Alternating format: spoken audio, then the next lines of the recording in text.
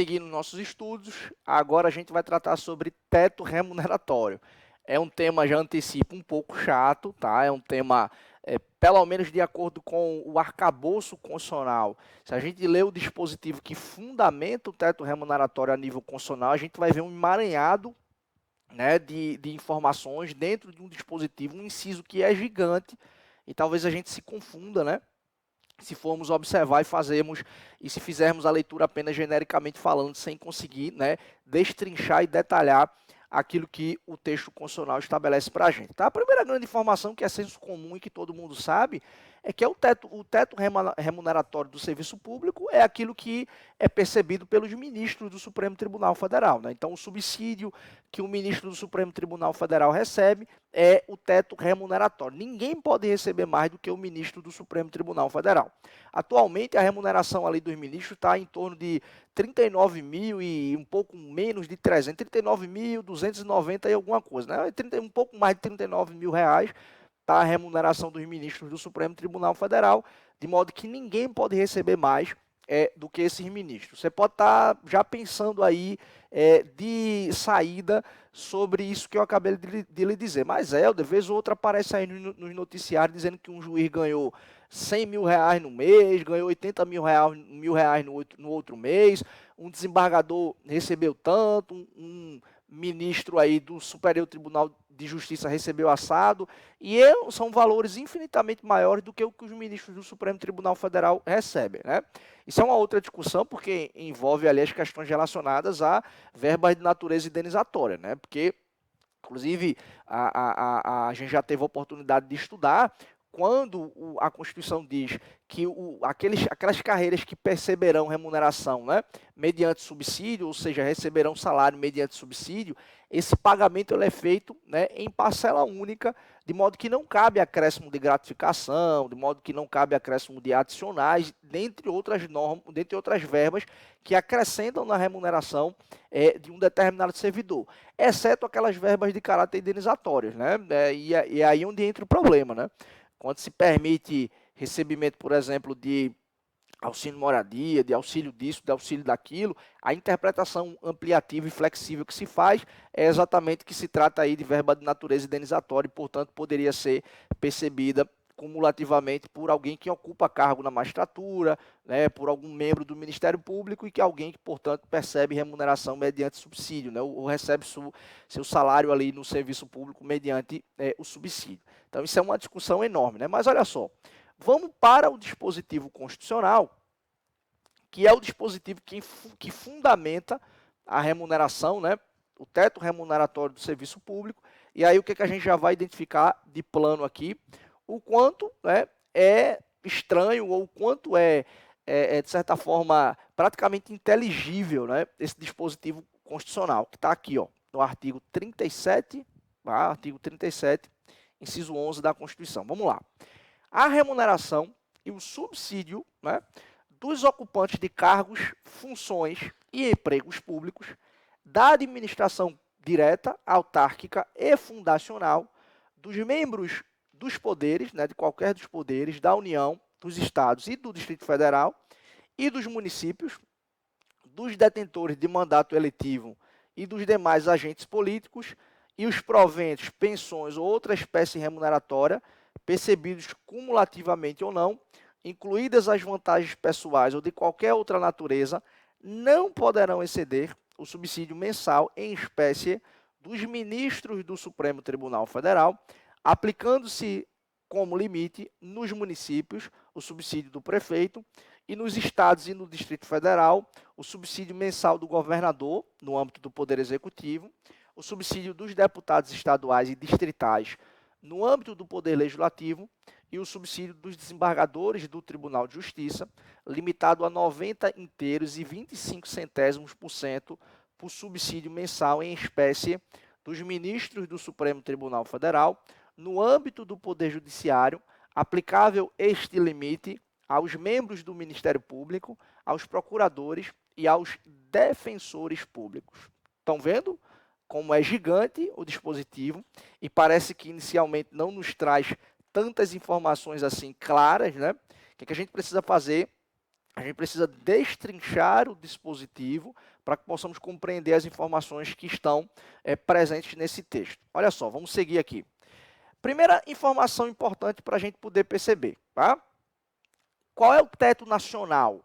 E, portanto, teto federal também, né? Enfim, a gente não raciocinar errado aqui, né? Teto nacional e, por tabela, teto federal. O subsídio dos ministros do Supremo Tribunal Federal, né? Um pouquinho mais de R$ 39 mil, né? Uma bagatela. O que significa dizer o seguinte, ninguém poderá receber acima desse valor. As constituições estaduais e leis orgânicas podem fixar subtetos para estados, Distrito Federal e municípios.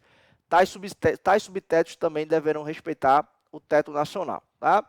Segura essa segunda informação aqui, ok? Essa daqui, ó, a gente vai destrinchá-la a partir de agora. Então, olha só, teto nacional e também aqui o teto a nível federal, aquilo que é percebido pelos ministros do Supremo Tribunal Federal.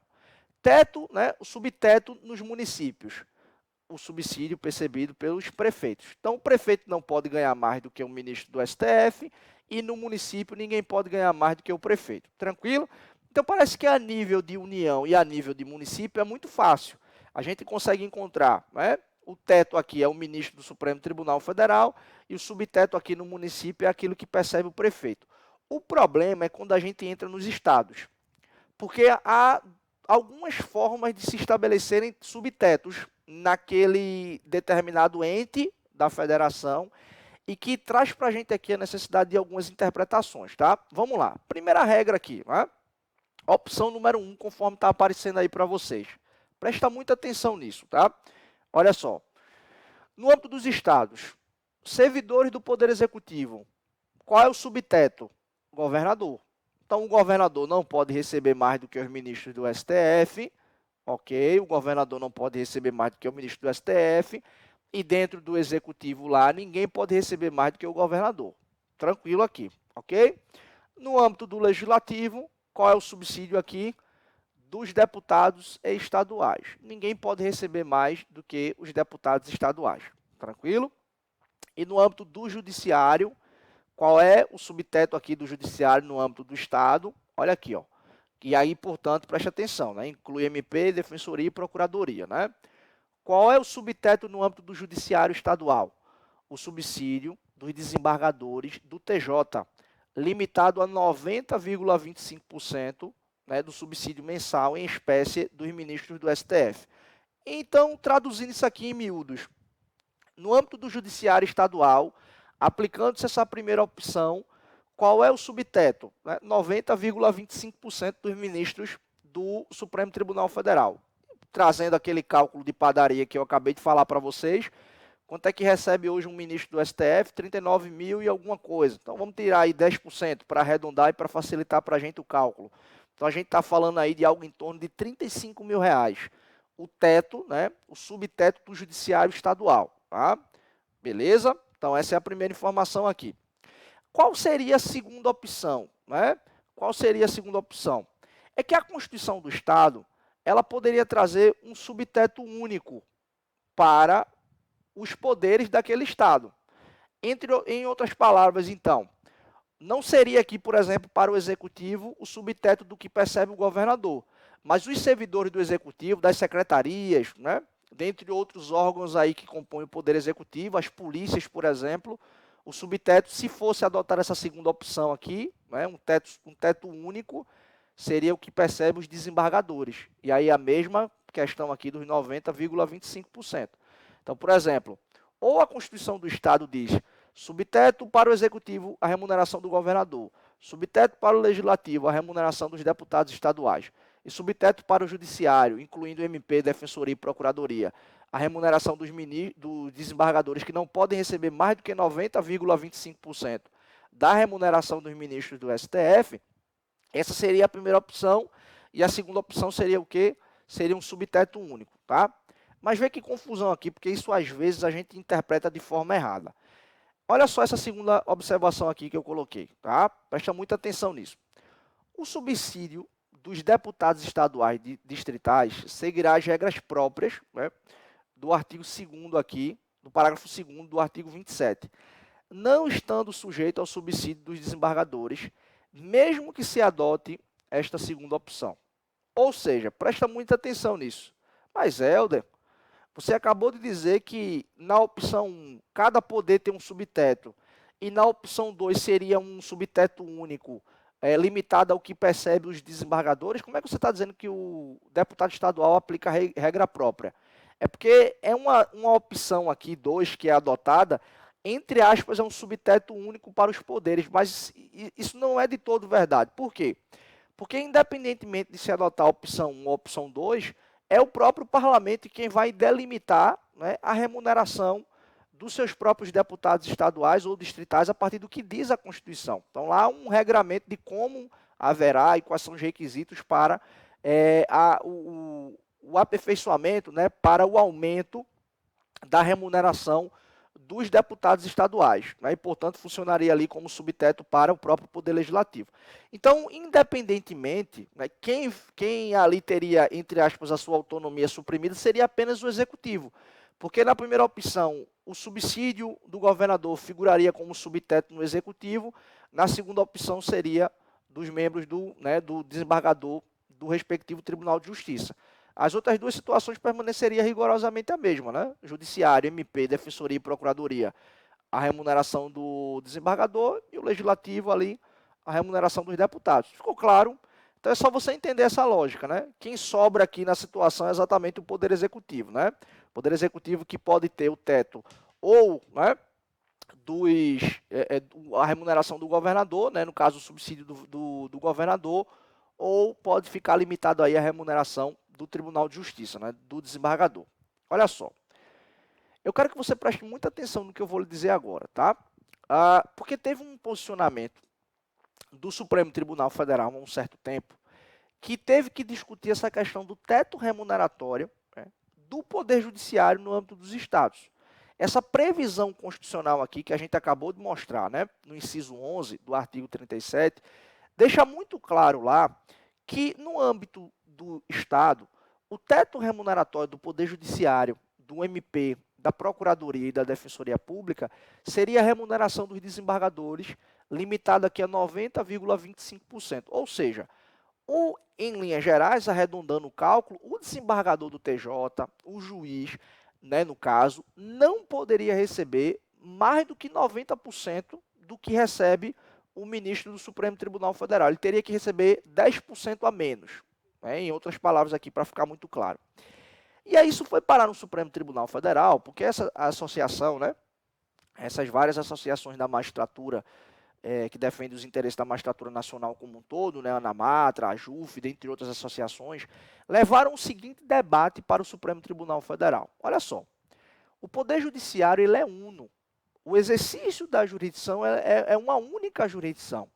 O que a gente tem, o que a gente visualiza aqui são parcelas de competências que são divididas e que permitem a determinado juiz em determinado território ou comarca exercer uma parcela, uma fatia da jurisdição. Mas a jurisdição exercida por um ministro do STF, né, por um desembargador, por um ministro do STJ, por um juiz de primeiro grau, um juiz do trabalho, um juiz estadual, um juiz federal, é rigorosamente a mesma jurisdição. O que diferencia aqui são os critérios de repartição de competências. Então, não poderia haver diferença remuneratória entre essas magistraturas, entre esses que integram o Poder Judiciário. Em outras palavras, o que foi que se defendeu no âmbito do Supremo? Que juiz de primeiro grau é igual ao ministro do STF, que ele poderia receber igualmente ao ministro do STF, né, independentemente. Ou seja, bastaria que a Constituição do Estado estabelecesse isso, né, ou havendo previsão na própria lei que regulamenta a carreira da magistratura, não havia essa necessidade de limitar a remuneração do Poder Judiciário a 90,25%. Ou seja, o que se defendeu no âmbito do Supremo foi que não poderia haver diferença remuneratória entre os membros do Poder Judiciário.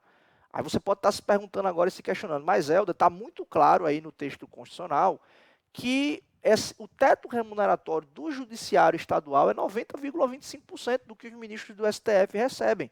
Como é que a gente vai, né, levar em consideração uma interpretação como essa, dizendo que um juiz de primeiro grau poderia receber o mesmo que um ministro do Supremo Tribunal Federal?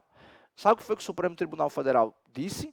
O Supremo entendeu que, de fato, essa interpretação é a melhor possível, sobre não haver diferença entre a magistratura, e o modo de compatibilizar esse dispositivo constitucional com a interpretação que foi dada pelo Supremo foi dizer o seguinte, olha só, esses 90,25% aí que estão presentes enquanto teto remuneratório do Poder Judiciário se aplica apenas aos servidores, ao técnico, ao analista, ao oficial de justiça, não é? Aqueles que integram o Poder Judiciário na condição de servidores e não na condição de membros do Poder Judiciário, ou seja, na condição de juízes, na condição ali de desembargadores. Isso significa dizer o seguinte, se tiver lá aprovado no âmbito do Estado a remuneração para o juiz de primeiro grau ou a remuneração para o ministro, para o desembargador no âmbito do Tribunal de Justiça, uma remuneração igual ao ministro do Supremo Tribunal Federal, não tem absolutamente nenhum problema. Esses 90,25% se aplica aos servidores do Poder Judiciário Estadual.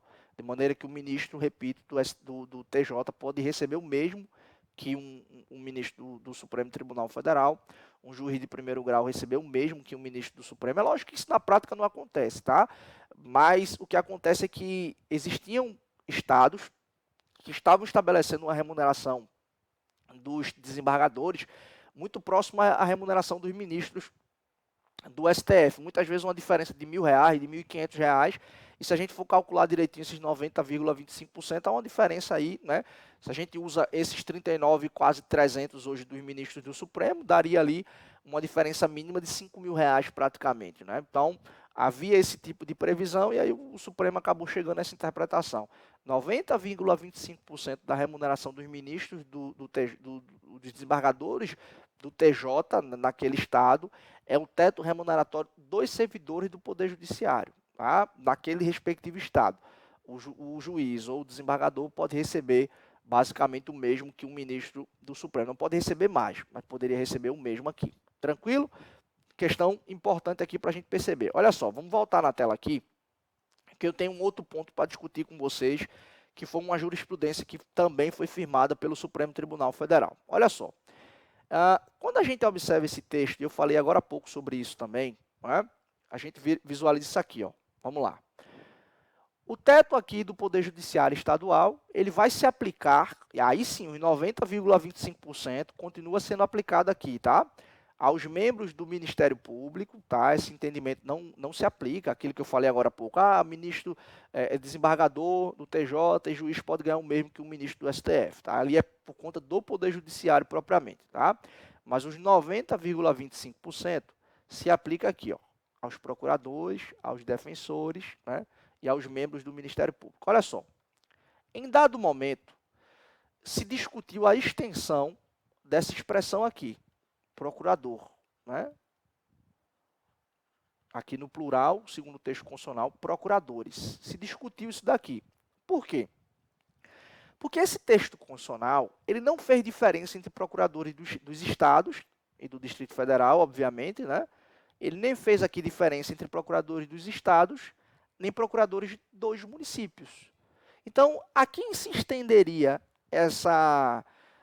esse teto remuneratório? Porque até então se entendia que se aplicava apenas aos procuradores dos estados, porque lá na frente, né, deixa eu só explicar isso daqui, lá na frente, quando você vai tratar sobre funções essenciais à justiça, você encontra a Constituição dando tratamento a procuradores do estado, né, a advocacia pública a nível da União, à Defensoria Pública e ao Ministério Público, mas a Constituição não fala nada sobre Procuradoria do município.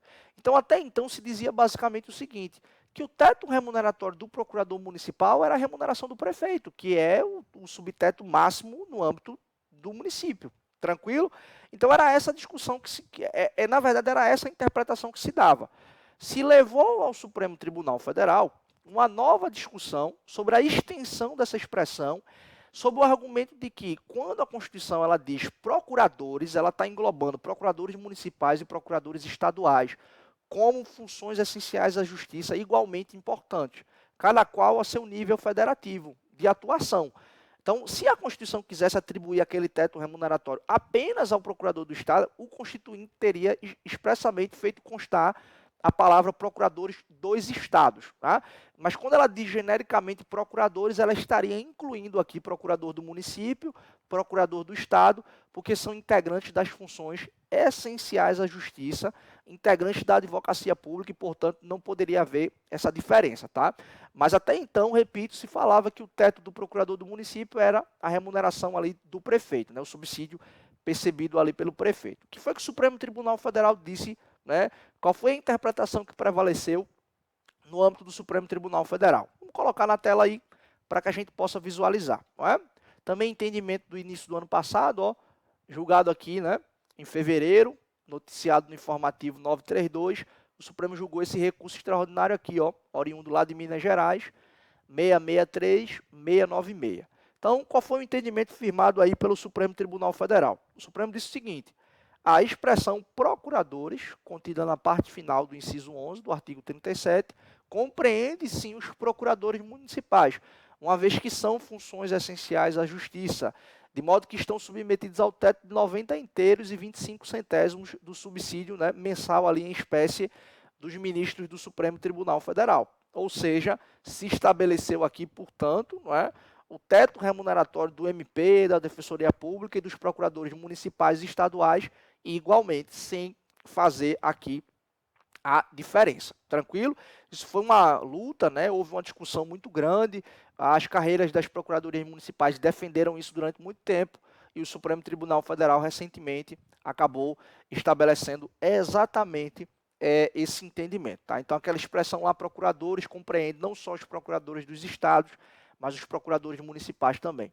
E para a gente poder arrematar essas informações aqui, para a gente poder arrematar esse bloco, uma questão também importante, jurisprudencial, que foi um entendimento recente do Supremo também sobre o seguinte: qual era a discussão?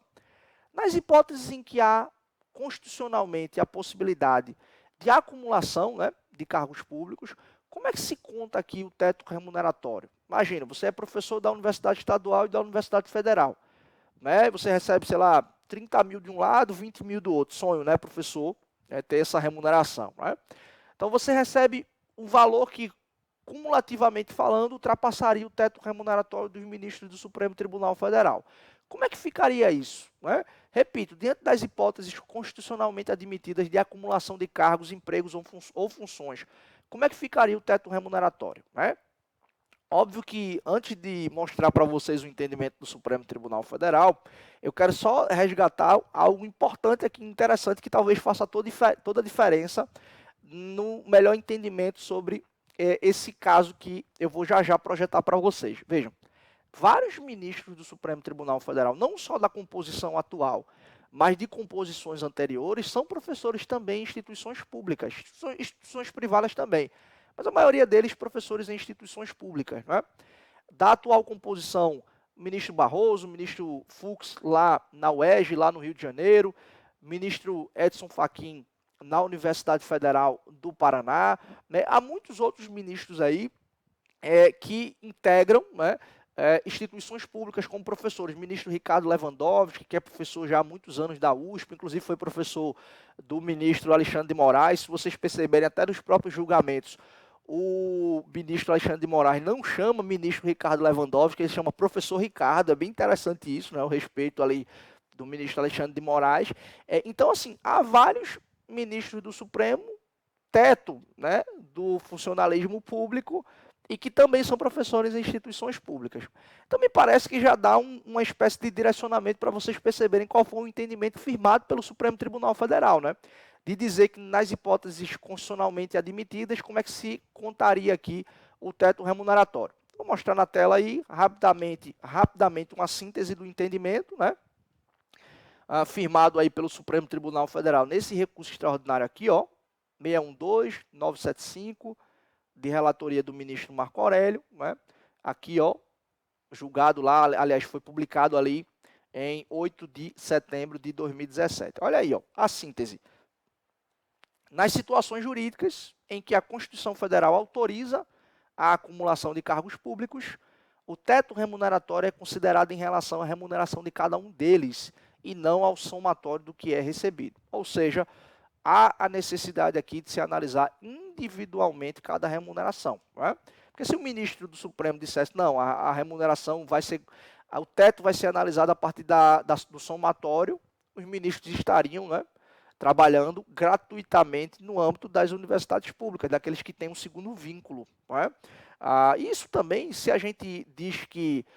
Eu tô brincando aqui, tentando brincar um pouco sobre a questão, mas se a gente também diz que o teto remuneratório será analisado a partir do somatório dos cargos, e você é um indivíduo que acumula 2 cargos públicos que ultrapassam o teto, você acaba desestimulando alguém de acumular um cargo público, considerando que são funções, né, são cargos, empregos ou funções públicas que são altamente importantes, altamente relevantes, que muitas vezes não têm profissionais suficientes para dar conta das demandas que a sociedade impõe.